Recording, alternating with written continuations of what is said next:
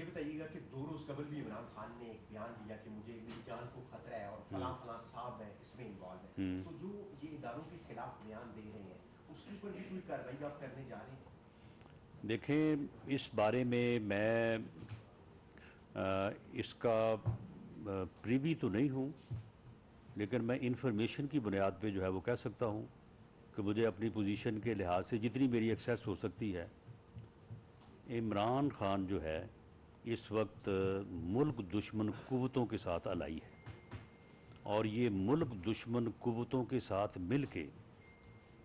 پاکستان کے اداروں کو نقصان پہنچانے پہ اوپر تلا ہوا ہے، اور نہ صرف یہ خود بلکہ اس کی جماعت کے کچھ اور لوگ بھی جو ہیں وہ ایسی حرکتوں میں اور ایسی کارروائیوں میں ملوث ہیں کہ جو ملک دشمنی کے زمرے میں آتی ہیں، اور یہ اس کا جو بیان ہے یہ بھی اسی کا جو ہے وہ ایک حصہ ہے،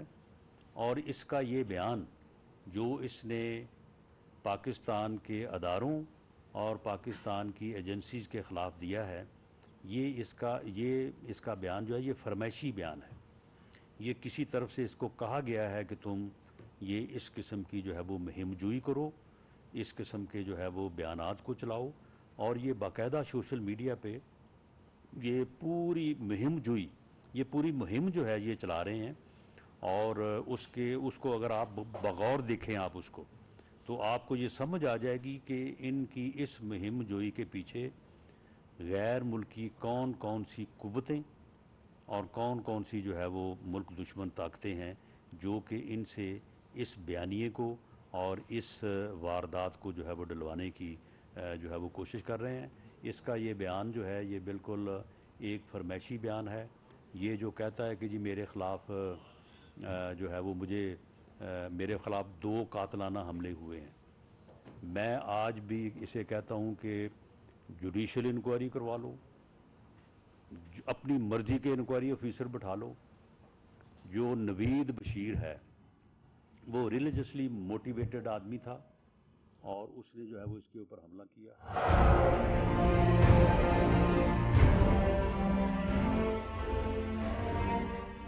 عدالتی احکامات کے باوجود کراچی میں شعیب شیخ کے گھر کو غیر قانونی طور پر مسمار کر دیا گیا ہے۔ بول کے خلاف انتقامی کارروائیوں میں تیزی، کراچی میں کو چیئرمین شعیب شیخ کا گھر گرا دیا گیا۔ بول کے خلاف انتقامی کارروائیوں کا سلسلہ جاری ہے۔ سندھ حکومت کی عدالتی احکامات کی خلاف ورزی، سندھ ہائی کورٹ کا اسٹے آرڈر نظر انداز۔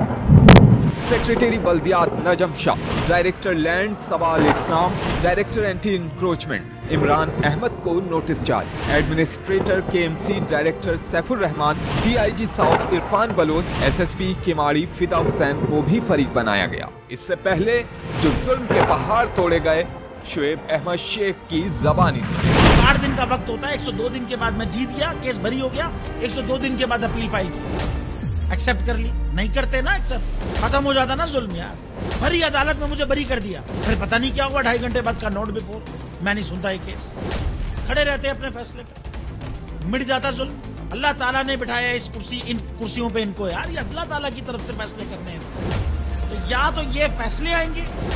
ظلم مٹ جائے گا، یا قوم کھڑی ہو جائے گی ظلم کے خلاف۔ ہر مشکل کے باوجود بول حقیقی صحافت کرتا رہے گا۔